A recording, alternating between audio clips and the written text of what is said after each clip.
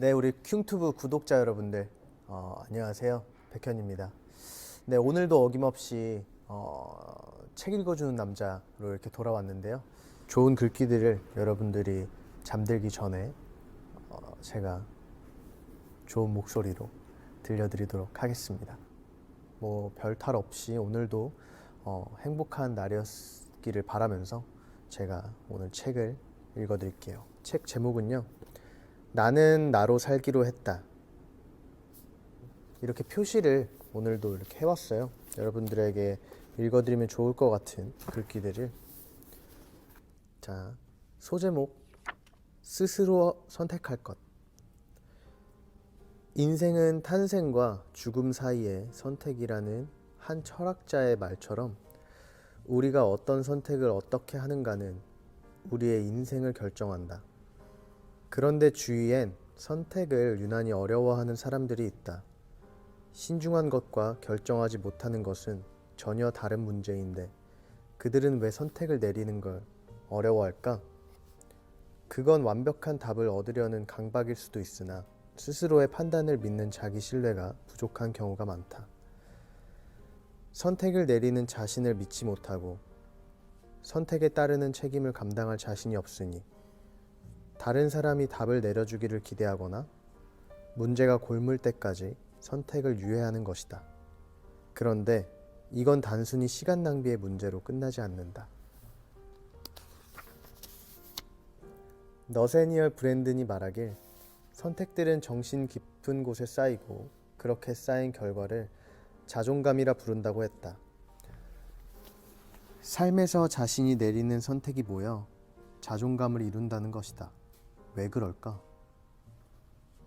자신의 삶을 통제할 수 있다는 자기 신뢰는 절대 실패하지 않을 거라고 믿을 때가 아니라 스스로 최선의 결정을 내리고 죽이 되든 밥이 되든 그 결과까지 책임질 때 얻어진다.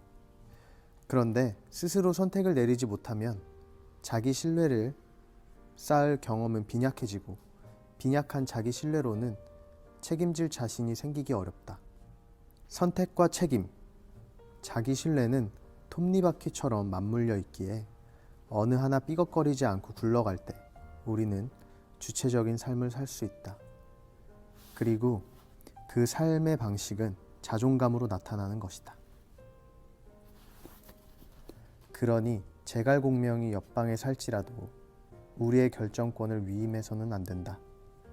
오직 과거라는 당신의 데이터베이스와 실수라는 오답 노트, 그리고 내면의 나침반을 믿고 나아가야 한다. 삶의 완벽한 답안지는 없으나 어떤 답을 내리든 스스로 책임질 수 있다면 당신의 모든 선택은 정당하다.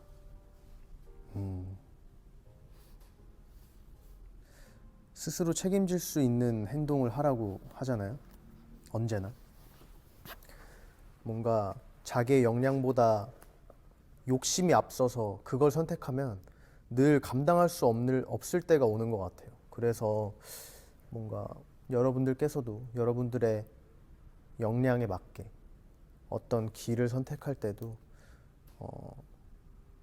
내가 좋아하는 것과 잘할 수 있는 것, 그거 잘 구분하시면 좋을 것 같아요. 그리고 여기서도 아까 말했듯이 스스로 최선의 결정을 내리고 죽이 되든 밥이 되든 그 결과까지 책임질 때 얻어진다 라고 하잖아요. 끝까지 책임질 수 있어야 그 결과가 얻어지는 것 같더라고요. 제가 노래할 때도 그런 것 같아요. 그냥 사람들이 좋아하거나 그리고 들었을 때 와, 이거 진짜 난이도 높은 노래인데 이거 내가 부르면 진짜 멋있겠다.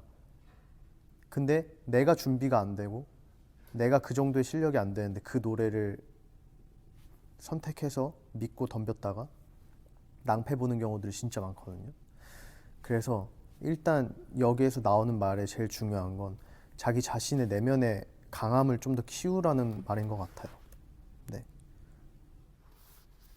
그리고 두 번째, 힘이 들 땐 힘이 든다고 말할 것. 아, 이거 진짜 중요하죠. 나는 힘들다는 말을 잘 하지 않는 타입이다. 남에게 힘들다고 말하지 않을 뿐더러 스스로도 힘들다고 잘 생각하지 않는다. 말하고 나면 더 힘들 것 같아서 늘 괜찮다고 했다. 그런데 이렇게 힘이 들어도 힘들지 않은 척 감정을 묶어두면 자신에 대한 감각은 무뎌진다.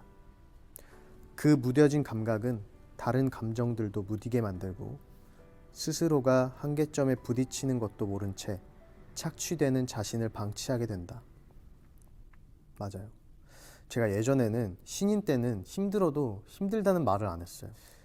아무리 막 잠 한 두세 시간 자고 일하고 또 두세 시간 자고 일하고 막 그런 생활을 반복해도 힘들다는 말을 못 했던 것 같아요. 그냥 당연히 우리가 이 정도는 해야 성공할 수 있는 거니까. 근데 이제 연차가 조금씩 쌓이고 제가 이제 힘들다라는 말을 되게 입에 달고 살거든요. 그게 왜 그러냐면 제가 신인 때 힘들다는 말을 너무 안 하고 멤버들 너무 안 하니까 이게 내가 하는 일이 싫어질 것 같다는 생각이 드는 거예요. 힘들다라는 말을 안 하니까. 차라리 누군가에게 힘들다라고 하고 그거에 대한 괜찮아라는 위로를 받으면 조금 더 저는 그래 이렇게 괜찮아라고 말을 듣는 것만으로도 힘이 되는 상황인데 나는 아직 이 일을 더 할 수 있고 내가 힘들어도 계속 이 일을 하는 거 보니 내 이 일을 참 좋아하는구나 라고 깨달을 수가 있거든요. 그래서 여러분들도 늘 뭔가 힘들 땐 힘들다고 그때그때 얘기하고 뭐만 하면 힘들다라고 하면 안 되겠지만 네, 진짜 힘들 땐 주변 지인이나 믿을 수 있는 사람에게 힘들다라고 하는 건 정말 큰 도움이 되는 것 같아요. 계속해서 읽을게요. 그렇기에 누가 알아주지 않더라도 상황은 변함없더라도 힘이 들면 힘들다고 투정 부려야 하고 못 버티겠으면 잠깐은 멈춰설 줄 알아야 한다. 언제나 괜찮다며 마음을 다잡을 수 없고 늘 강한 사람일 수도 없다. 그러니 인생에 설치해야 할 액티브 X가 너무 많을 때, 책임감에 익사할 것 같을 때, 집에 돌아온 순간 눈물이 날 때 나도 이제는 힘들다고 말하라. 누구도 당신을 대신 지켜줄 수 없고 견디기 버거운 희생은 자기 학대일 뿐이다. 조금은 이기적이어도 괜찮고 조금은 무책임해도 된다. 책임감을 논하며 질식할 때까지 스스로를 방치하는 것만큼 자기 자신에게 무책임한 일은 없다. 맞아요. 자기 자신이 남들에게 나의 감정을 얘기하지 않고 늘 그냥 이 타인을 위해서 살아가게 되는 게 되게 익숙해지게 되는데 자기 자신을 먼저 생각하고 자기 자신을 더 사랑하고 그렇게 된다면 내 마음이 더 넓어져서 뭔가 다른 사람에게 더 사랑을 나눠줄 수 있는 것 같더라고요. 그래서 여러분들도 남들이 봤을 땐 너무 눈살 찌푸리지 않을 정도만 적당히 이기적인 것도 여러분들에게 참 도움이 될 것 같습니다. 자, 다음.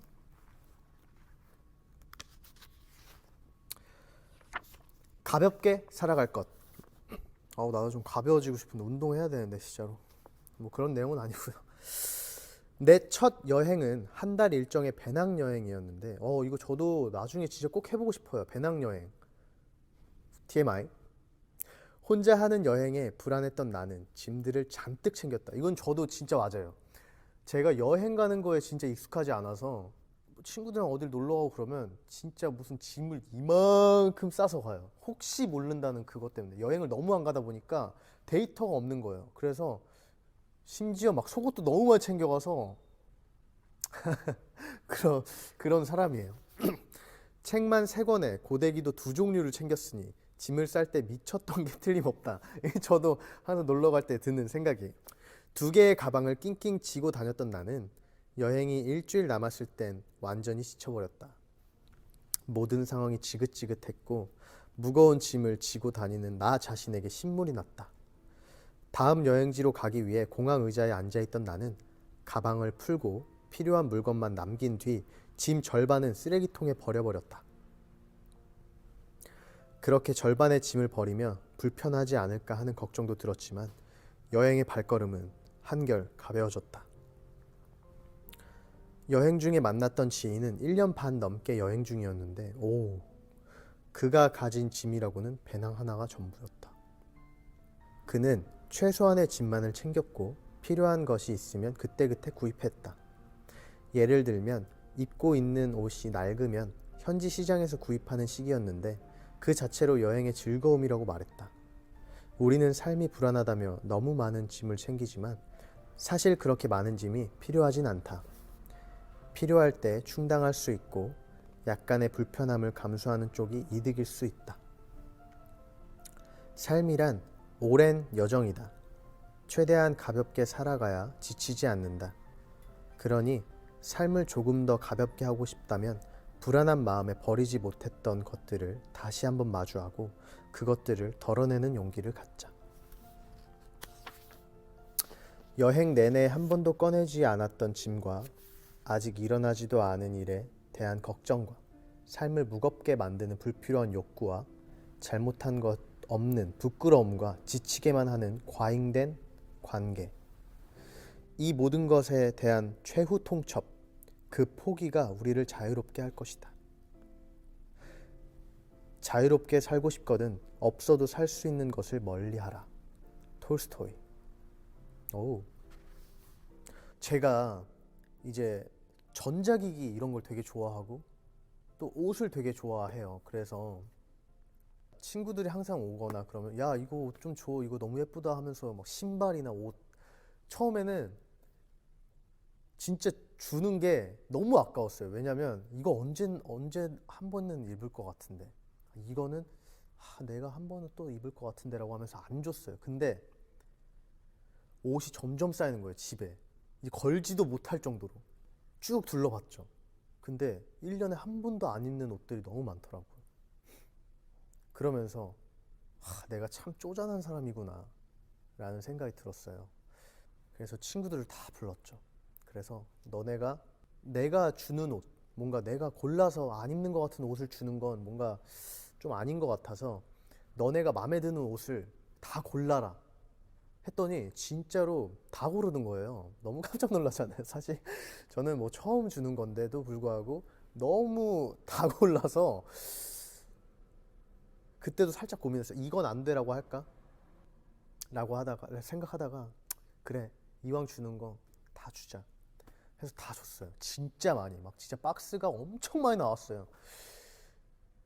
친구들이 너무 좋아하죠. 친구들이 좋아하는 모습을 보니까 그게 너무 아깝지가 않더라고요. 그러니까 이거랑은 좀 다른 의미일 수도 있겠지만 그 다음에 내 옷장을 봤을 때 없으니까, 몇 개 없으니까 더 잘 보이더라고요. 옷을 매치하기가 더 쉽고, 그리고 이렇게 하면 이렇게도 입을 수 있었던 거구나. 늘 내가 한번 이렇게 맞춰놨던 착장만 입게 되는데 뭔가 이렇게 더 할 수가 있겠구나라는 생각도 더 빨리 하게 되고, 그리고 내가 진짜로 필요한 것들이 무엇인지 그때 느껴지더라고요. 뭐 너무 검은색 옷만 있어서 다른 색깔도 사보고 싶다거나, 그냥 그런 여러 가지의 생각 회로가 뚫리는 것 같더라고요. 그래서 여러분들도 너무 막 그런 친구도 있잖아요. 야, 한 입만 줘. 아니야, 싫어. 나 이거 다 먹을 거야. 근데 그 다 먹으면은 배 터지는데, 다 먹으면 그리고 또 그게 다 살로 가는데, 그냥 친구 한 입 주고 오 맛있지? 맛있음을 공유하는 것도 되게 좋은 추억이고, 또 그런 거를 나눠 가지는 게 더 행복한 일이더라고요. 내 욕심을 조금 버리고 이 사람이 행복해하는 모습을 보고 내가 보람을 느끼는 거죠. 자, 다음, 미움받지 않기 위해 좋은 사람이 되지는 말 것. 정말 이거 아주 기가 막힌 것들만 담겨 있네요. 어렸을 때 뒤에서는 욕하면서 앞에서는 웃는 사람들을 가식적이라 여겼던 나는 뒤에서도 욕하고 앞에서도 욕했다. 괄호 열고 잘했다는 건 아니다. 괄호 닫고. 그 덕분에 나는 적이 많았다. 그런데 만날 일조차 없는 사람이라 해도 누군가 나를 싫어할 수 있다는 사실이 유쾌하진 않았다. 나는 좋은 사람이 되고 싶었다. 나에 대한 안 좋은 이야기를 한다는 말을 들어도 내가 더 이상 악의가 없으면 되는 줄 알았다. 그러나 내 생각과는 다르게 나는 좋은 사람이 아니라 하고 싶은 말 한마디 하지 못하는 사람이 되어버렸다. 그렇다면 나는 왜 좋은 사람이어야 하는가? 물론 나는 여전히 좋은 사람이고 싶다. 나 자신에게, 내 소중한 사람들에게, 내 도움이 필요한 사람들에게. 하지만 자기가 뭐라도 된 듯이 나를 함부로 평가하는 이에게 좋은 사람이 되려 애쓰는 건 자신에 대한 정당방위 기능마저 상실한 것뿐이다. 나는 대등한 존재일 뿐 약자가 아니며 누군가 나를 싫어한다 해도 그 사실이 나의 삶을 훼손하는 것이 아니다. 그러니 나는 더 이상 미움받지 않기 위해 좋은 사람이 되려 애쓰지 않을 것이다.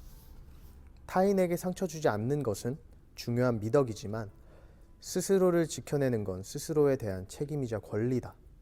이게 나를 한 번도 보지 않은 사람들이 그냥 욕할 때가 많잖아요. 사실 이게 연예인이라는 직업 특성상 이 말에 더 공감할 수 있는 것 같고, 그러니까 악플이라고 하는 건 아무것도 모르는, 이 사람에 대해서 아무것도 파악하지 못하고 이 사람을 좋아해서 고쳤으면 하는 것들을 말하는 게 악플이 아니라 그냥 아무 이유 없이 무차별적으로 공격하는 게 전 악플이라고 생각하고, 그리고 나에 대한 조언, 뭐 노래가 이번엔 어떻니, 뭐 춤은 어떻니 라고 했을 때의 조언 같은, 별로다라고 했을 때는 그 점을 고치는 거에 있어서 뭔가 더 도움이 되는 일이기도 하니까 그건 악플이라고 생각하지 않아요. 근데 정말 무차별적인 공격, 뭐 얼굴이 어떻니 저쩌니, 저는 그 사람들에게는 제가 잘 보이려고 내 얼굴, 난 못생겼어 라고 생각할 필요는 없는 것 같아요. 그래서 그냥 나 자신을 더 보여주고, 나를 사랑하는 사람들, 내 가족, 지인, 그리고 나를 사랑해주는 우리 팬 여러분들, 그리고 구독자 여러분들을 위해서 더 열심히 사는 게 더 바람직한 삶이 아닐까라는 생각을 했었고, 그걸 너무 어릴 적부터 깨달았기 때문에 뭔가 악플이 달리면 백현이의 마음이 어떨까라는 많은 걱정을 하는 우리 사랑하는 분들이 계시잖아요. 근데 저는 너무 괜찮다라고 말씀을 드리고 싶어요. 여러분들도 좋은 사람이 되고 싶은 거는 누구나 마찬가지인 것 같아요. 근데 그 와중에 자기 자신을 잃어버리면 안 돼요. 아무튼 여러분들도 자기 자신을 더 사랑하고, 자기가 진짜로 원하는 거, 그리고 자기가 할 수 있는 것에 대한, 자기의 선택에 대한 확실한 책임을 지려면 그만큼 정말 뒤를 돌아봤을 때 후회가 남지 않을 만큼 여러분들도 힘내서 달려주시고요. 그리고 저는 배낭여행보다는 그냥 여행을 갈 거고요. 아무튼 여러분들 오늘도 너무 하루 고생하셨고요. 저는 지금쯤이면 뭘 하고 있을까요? 여러분들의 상상에 맡기도록 하겠습니다. 우리 여러분들 검은 꿈 꾸시고요. 꿈 꾸지 말고 정말 푹 주무시라는 말이고요.